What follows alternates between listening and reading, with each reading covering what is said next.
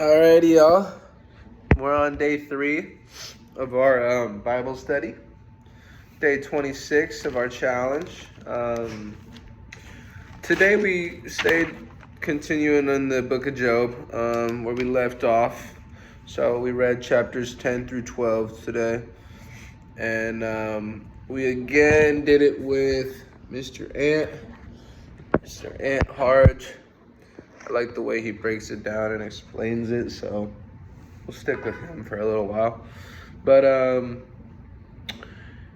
yeah, so starting in chapter 10, it's Job talking again, and he's confused on why God has created him to put him through such suffering. You know, he's like, you've done all these great things, you know, all this, and like, for what? You know, he's essentially, this is what he's asking. Like, is it for nothing? He says, your hands shaped me and made me. Will you now turn and destroy me? Remember that you molded me like clay. Will you now turn me to dust again? Did you not pour me out like milk and curl me like cheese, clothe me with skin and flesh, and knit me together with bones and sinews? You gave me life and showed me kindness, and in your providence watched over my spirit. But this is what you concealed in your heart, and I know that this was in your mind. If I sinned, you would be watching me and would not let my offense go unpunished. If I am guilty, woe to me. Even if I am innocent, I cannot lift my head, for I am full of shame. So I think he's kind of in this chapter, he's kind of asking, like, did you do all of this just to wait for me to sin, and then, you know, you would punish me? And he says, you know, if I'm guilty, then, you know, so be it. But he said, even if I'm innocent, then I cannot lift my head, for I am full of shame and drowned in my affliction, which is referring to like the hardship that he's going through. I think that due to like his limited understanding of God, just because as humans our understanding comes from like our life experiences, right? Like what we've gone through. And I think that he can't really grasp what God is doing right now. Also, he's got his buddies in these prior chapters and the next chapter, chapter 11.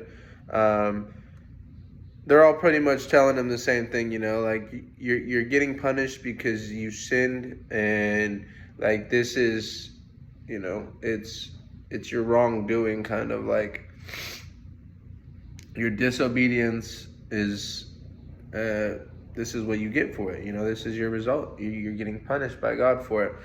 When that's not true. You know, that also comes into play of like the human understanding versus the unfathomable wisdom that God has. You know, these guys can't even begin to understand, you know, that maybe this isn't bad. You know, maybe our understanding of good is different than God's understanding of good. And then Zophar says right here in chapter 11, he says, can you fathom the mysteries of God? Can you probe the limits of the Almighty? It says, they are higher than the heavens above. What can you do? They are deeper than the depths below. What can you know? Their measure is longer than earth and wider than the sea. So, I mean, he has some understanding of the power that God possesses, but I don't think he fully can grasp and understand, you know, just because, like I said, it's only stuff that he's experienced in his life, and it's just he can't even begin to fathom that the wisdom that God has. But going on to chapter 12, you know, even after Job has got all of his buddies telling him, you know, like he says right here, Verse 4, I have become a laughing stock to my friends, though I called on God and he answered, a mere laughing stock through righteous and blameless. So he's still like, he's still upset. He definitely upset with what he's going through, and that like his buddies don't understand, that he is righteous and blameless, and he hasn't sinned, and he's not being punished. And I think even in this chapter 12, like even through his suffering, like he still acknowledges the power of God.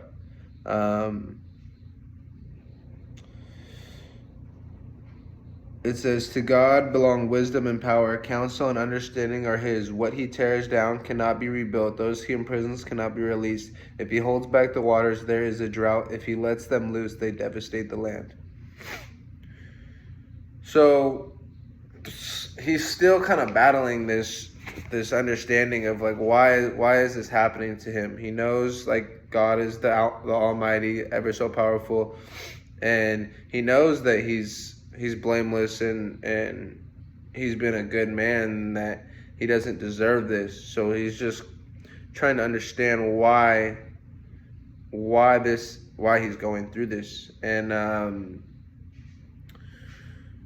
but he's still staying true in his faith, you know what I mean? Like he's not turning on God. And I think this is important because like Ant was saying, God is in tomorrow, so God showed us, God, like Job said, he said where is it at? Right here. It says, clothe me with skin and flesh and knit me together with bones and sinews. So God shaped us in the womb. God put us on this earth. God already has our plan. He already has it laid out. He already knows where we're going to be. And I think when we go through these kind of hardships, not exactly like Job is going through, he's going through quite a bit, but it's important to realize that we don't have a full understanding of why God does what he does, and we need to remember that God is in tomorrow. He already knows the future, the past, the present. Our plan is already written. So we have to trust in him that he's going to lead us, and that his plan is the plan. And I think through this, he's not punishing Job, but Job is like gaining more patience through this, and I think that's one thing that's important too, is that when we're going through hard times like that we try and see the bigger picture of what we're going to be, learning through this hardship and carrying throughout our life, so that when we go through times like this, we remember to stay grounded, and that better days are to come. So I wrote down trials producing patience, because I felt like that was kind of a good way to describe it. But that's chapters 10 through 12. I'm kind of excited to keep on reading and see like how this ends. I kind of want to skip ahead, but I'm not going to. We're gonna go day by day, and this is day 3. I'm about to do my big picture writing, kind of just what I want the future to look like for me. Another thing that I think is important to do, and then do a little to-do list for the day, and get after it. So I hope you guys have a great day. I love you guys, and we will see you tomorrow.